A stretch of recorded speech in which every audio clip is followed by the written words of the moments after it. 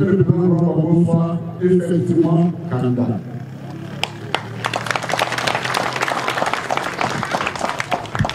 Et de façon globale, le handball, d'où je suis ressortissant, a déjà aujourd'hui dépassé ses prévisions et qu'on vient de donner. Ça veut dire que les populations du handball, mes parents sont d'accord pour que Gbagbo soit candidat. Mais en même temps, je leur ai dit, c'est chez moi. Je fais partie des intimes du président Laurent Gbagbo.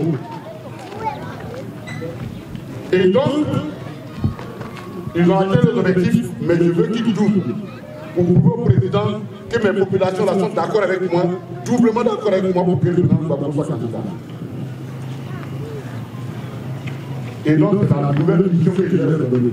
Dans une semaine, on va être pour 2500 par année. Je vais saluer le CR, le CALI, le CA, et je vais saluer les fédéraux d'ici.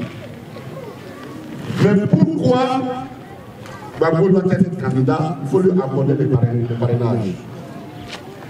J'ai pris des images très simples. J'ai dit que le monde est une jeune.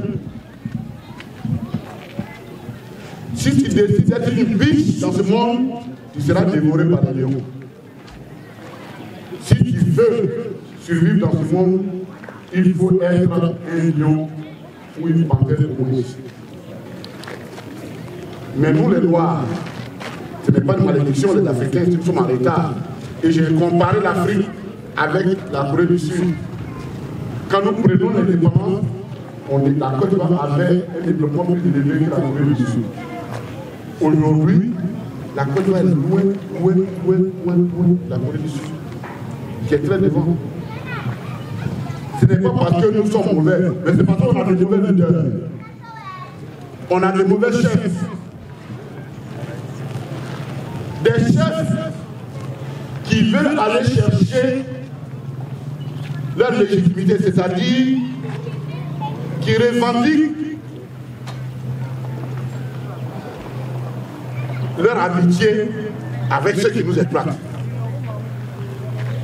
C'est exactement comme quelqu'un qui est propriétaire d'un troupeau de moutons et il cherche un berger et ça va demander conseil à une hyène. Pardon, hyène. Il faut me trouver un berger pour venir contrôler les moutons. Mais honnêtement, tu n'as pas envie que ton cheptel augmente. Et c'est comme ça qu'il faut. Ah, moi je suis ami là-bas, ils m'ont demandé mon ami.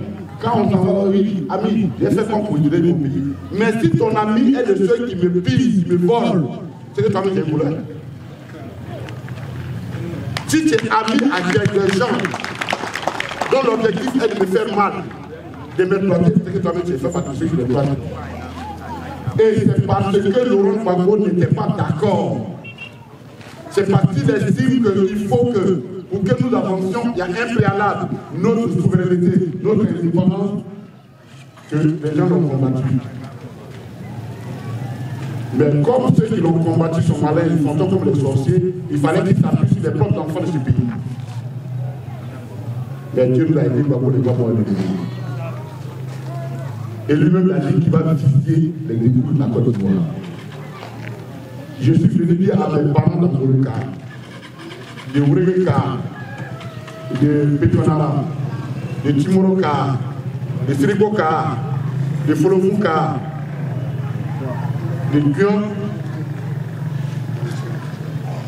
que Dieu nous a envoyé Gbagbo pour que les 5 prochaines années-là, il puisse aider la Côte d'Ivoire à quitter le statut d'esclave que nous sommes. Donc c'est pas un jeu. C'est pourquoi j'ai dit haut et fort que pour nous, dans notre parti, il n'y a pas de plan A, il n'y a pas de plan B, il n'y a pas de plan quelconque.